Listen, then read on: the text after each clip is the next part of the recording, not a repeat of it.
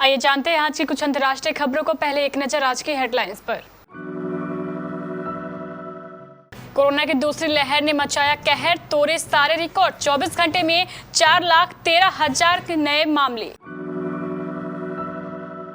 बंगाल में चुनावी नतीजों के बाद हिंसा पर केंद्र के तेवर सख्त, फिर मांगी रिपोर्ट और दी चेतावनी। दूसरी लहर में क्या जानवरों के जरिए फैल रहा कोरोना, सरकार ने दिया जवाब। प्रज्ञा सिंह ठाकुर ने ममता को बताया ताड़का, कहा अब तो राम बनना ही होगा। सिर्फ इंटरव्यू देकर पाए रेलवे में नौकरी, फटाफट करे आवेदन। सऊदी सरकार ने पहली बार जारी की मक्का के काले पत्थर की हाई डेफिनेशन तस्वीरें, 50 घंटे इन्हें तैयार करने में लगे। नेपाल में प्रचंड की पार्टी ने बिगाड़ा पीएम ओली का गणित। सलमान खान का बड़ा फैसला, फिल्म राधे से कमाए गए पैसों से करेंगे नेक काम। इंग्लैंड के 8 क्रिकेटर्स लंदन पहुंचे, ऑस्ट्रेलियाई करेंगे मालदीव में इंतजार। और पंत बतौर wicket keeper high ranking number 6 पर पहुंचने वाले भारतीय बल्लेबाज बने। भारत में कोरोना वायरस की दूसरी लहर दिन ब दिन कहर ढा रही है। बुधवार को तो कोरोना संक्रमण ने भारत में अब तक के अपने सारे रिकॉर्ड तोड़ दिए। 24 घंटे के दौरान देश में कोरोना के 4,12,784 नए मामले सामने आए हैं, जो लास्ट पीक से 10,000 अधिक है। आपको बता दें कि यह दूसरा मौका है जब देश में कोरोना संक्रमण के मामले एक दिन में 4 लाख के पार गए हैं। इससे पहले 30 अप्रैल को देश में कोरोना के 4,02,351 नए मामले सामने आए थे। बुधवार को भारत में कोरोना संक्रमण की वजह से अब तक एक दिन में सबसे ज्यादा मौतें हुई हैं। 24 घंटे के दौरान कोरोना के प्रकोप से 3,980 लोगों ने अपना दम तोड़ दिया। कोरोना की दूसरी लहर के अटैक में ज्यादातर लोग ऑक्सीजन की कमी की वजह से अपनी जान गंवा रहे हैं। बुधवार को देश में कोरोना के 4,12,784 नए मामले सामने आए, जो अब तक पूरी दुनिया में एक दिन में सर्वाधिक है। केंद्रीय गृह मंत्रालय ने बुधवार को पश्चिम बंगाल सरकार से राज्य में चुनाव के बाद हुई हिंसा के विस्तृत रिपोर्ट सौंपने को एक बार फिर कहा है। केंद्र ने कहा है कि राज्य सरकार द्वारा रिपोर्ट नहीं भेजने की सूरत में इस मामले को गंभीरता से लिया जाएगा। अधिकारियों के मुताबिक राज्य सरकार समय गंवाए बिना ऐसी घटनाओं को रोकने के लिए कदम उठाने को भी कह रही है। बुधवार को भेजे गए दूसरे पत्र में गृह मंत्रालय ने पश्चिम बंगाल के मुख्य सचिव को याद कराया गया कि 3 मई को राज्य में चुनाव के बाद हुई हिंसा पर तत्काल रिपोर्ट तलब की गई थी।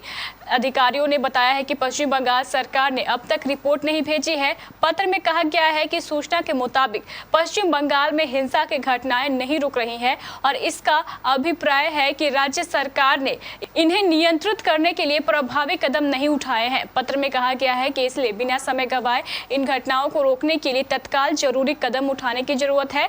इसमें कहा गया है कि तत्काल विस्तृत रिपोर्ट गृह मंत्रालय को भेजी जानी चाहिए। कोरोना के जानवरों के जरिए फैलने को लेकर अक्सर सवाल उठाए जाते हैं, पर सरकार ने बुधवार को फिर साफ किया है कि ये वायरस जानवरों से नहीं फैलता, ये सिर्फ इंसानों से इंसानों को ही संक्रमित करता है। नीति आयोग के सदस्य डॉक्टर वीके पॉल ने ये जानकारी दी। इसके अलावा कोरोना वैक्सीन लगवाने के बाद क्या आराम करना चाहिए, इस सवाल के जवाब में उन्होंने कहा है कि आमतौर पर इसकी जरूरत नहीं पड़ती, पर अगर किसी को जरूरत महसूस हो तो वो आराम कर सकता है। डॉक्टर पॉल ने दोहराया है कि कोरोना वैक्सीन बिल्कुल सेफ है। मध्य प्रदेश की भोपाल लोकसभा सीट की सांसद प्रज्ञा सिंह ठाकुर ने बुधवार को पश्चिम बंगाल की मुख्यमंत्री ममता बनर्जी को ताड़का बताया। ममता बनर्जी ने तीसरी बार पश्चिम बंगाल के मुख्यमंत्री के रूप में शपथ ली थी। प्रज्ञा ने ट्वीट किया, मुमताज लोकतंत्र, हिंदू भाजपाओं के बंगाल के कार्यकर्ताओं की निर्मम हत्या, बलात्कार, हे कलंकनी बसकर। उन्होंने आगे लिखा, सठे साठ्यम समाचरते, टिक फॉर टैग करना ही होगा। राष्ट्रपति शासन और एनआरसी बस यही उपाय है। प्रज्ञा ने बनर्जी पर निशाना साधते हुए कहा, संतों और वीरों की भूमि पर ताड़का का शासन हो गया है।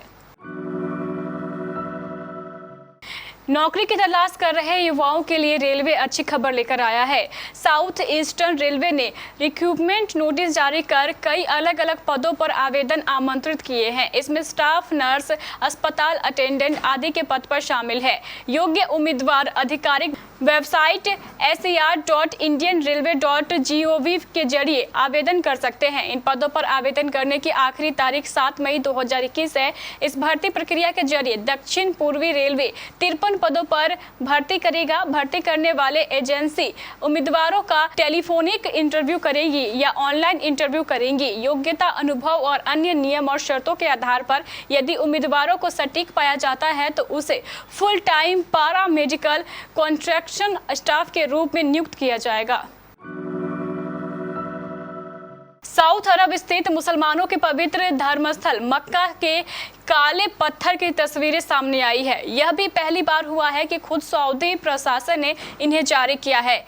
अरबी में इस काले पत्थर को अल हजर अल अस्वाद कहा जाता है। इसका अर्थ होता है सियाह या काला पत्थर। इन फोटोग्राफ को खास कैमरे में कैद किया गया। 49,000 मेगापिक्सल की इस तस्वीरों को डेवलप करने में ही करीब 50 घंटे लगे। मस्जिद प्रशासन ने इसके लिए अपनी इंजीनियरिंग एजेंसी की मदद ली। इस दौरान 150 फोटोग्राफर कैप्चर किए गए। इसमें कुल 7 घंटे लगे। इसके लिए फोकस स्टॉकिंग टेक्नोलॉजी का इस्तेमाल किया गया। इसके अलग अलग एंगल से लिए गए फोटोग्राफ्स को कंबाइन किया जाता है और फिर उनसे एक शॉप और हाई क्वालिटी फोटोग्राफ तैयार की जाती है। नेपाल में पुष्प कमल दहल प्रचंड की पार्टी ने आखिरकार औपचारिक रूप से ओली सरकार से समर्थन वापस ले ही लिया, जिसके बाद प्रधानमंत्री केपी शर्मा ओली के नेतृत्व वाली सरकार अब नेपाली सदन की प्रतिनिधि सभा में अल्पमत में आ गई है। ऐसे में संभावना जताई जा रही है कि पीएम ओली विपक्षी पार्टियों के अविश्वास प्रस्ताव से पहले ही इस्तीफा दे देंगे। प्रचंड के नेतृत्व वाली नेपाल कम्युनिस्ट पार्टी वरिष्ठ नेता गणेश शाह ने ओली सरकार से समर्थन वापस लेने के अपने फैसले की जानकारी देते हुए कहा कि उनकी पार्टी ने इसे लेकर एक पत्र भी संसद सचिवालय को सौंपा है। नेपाली संसद ने निचले सदन में प्रचंड के माओवादी सेंटर के मुख्य सचेतक देव गुरुंग ने संसद सचिवालय में अधिकारियों को इस बारे में पत्र सौंपा है। भारत में कोविड का प्रकोप तेजी से बढ़ रहा है। हर दिन लाखों मामले सामने आ रहे हैं। बॉलीवुड सेलेब्स भी इस सिचुएशन में सभी की मदद के लिए आगे आए हैं। सलमान खान भी काफी समय से सभी की मदद कर रहे हैं और इसी बीच उन्होंने और जी एंटरटेनमेंट एंटरप्राइजेस ने प्रतिज्ञा ली है कि वह कोविड रिलीफ वर्कर्स को सपोर्ट करेंगे और ऑक्सीजन सिलेंडर, कंटेनर्स और वेंटिलेटर्स के लिए डोनेट करेंगे। ये सब सलमान की फिल्म राधे के 13 मई को मल्टी प्लेटफॉर्म पर रिलीज हुई रेवेन्यू से किया जाएगा। बता दें कि राधे थिएटर जी पे सभी पेड सर्विस जैसे कि G+ और भारत के लीडिंग OTT प्लेटफॉर्म G5 पर रिलीज होगी। जी और सलमान खान फिल्म्स इसके अलावा एंटरटेनमेंट इकोसिस्टम्स और पूरी मीडिया में काम करने वाले दिहाड़ी मजदूरों के परिवार को भी सपोर्ट करेंगे। जी कंपनी के स्पॉन्सर्स ने कहा है कि हम सिर्फ अपने दर्शकों को एंटरटेन नहीं करना चाहते बल्कि एक पॉजिटिव चेंज भी लाना चाहते हैं। हम चाहते हैं कि हमारी फिल्म राधे के रिलीज से लोगों की मदद हो सके।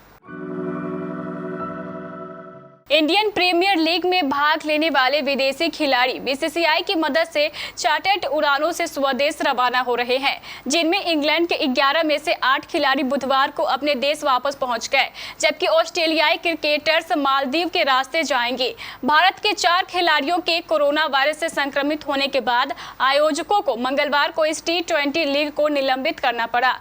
इंग्लैंड के Jonny Bairstow, Jos Buttler, Sam Curran, Tom Curran, Sam Billings, Chris Woakes, Moeen Ali और जेसन रॉ लंदन पहुंच गए हैं और 10 दिन होटल में क्वारंटीन में रहेंगे। इंग्लैंड के सीमित ओवरों के प्रारूप के कप्तान इयोन मॉर्गन, डेविन मलान और क्रिस जॉर्डन के अगले 48 घंटे में भारत से निकलने की संभावना है।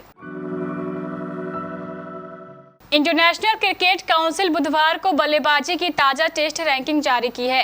टॉप 10 में भारतीय कप्तान विराट कोहली समेत 3 भारतीय शामिल हैं। इनमें ऋषभ पंत और रोहित शर्मा शामिल हैं। इन दोनों को एक एक स्थान का फायदा हुआ है। वहीं पंत अपने टेस्ट करियर की बेस्ट 6ठी रैंकिंग पर पहुंच गए हैं। वे हाई रैंकिंग पर पहुंचने वाले भारतीय विकेटकीपर बल्लेबाज बन गए हैं। इस मामले में उन्होंने पूर्व कप्तान महेंद्र सिंह धोनी को काफी पीछे छोड़ दिया है। धोनी की करियर में हाईएस्ट रैंकिंग 20वीं रही थी, जो उन्होंने नवंबर 2013 में हासिल की थी। तो ये थी हमारी कुछ अंतर्राष्ट्रीय खबरें। चलेंगे प्राइम स्टूडियो।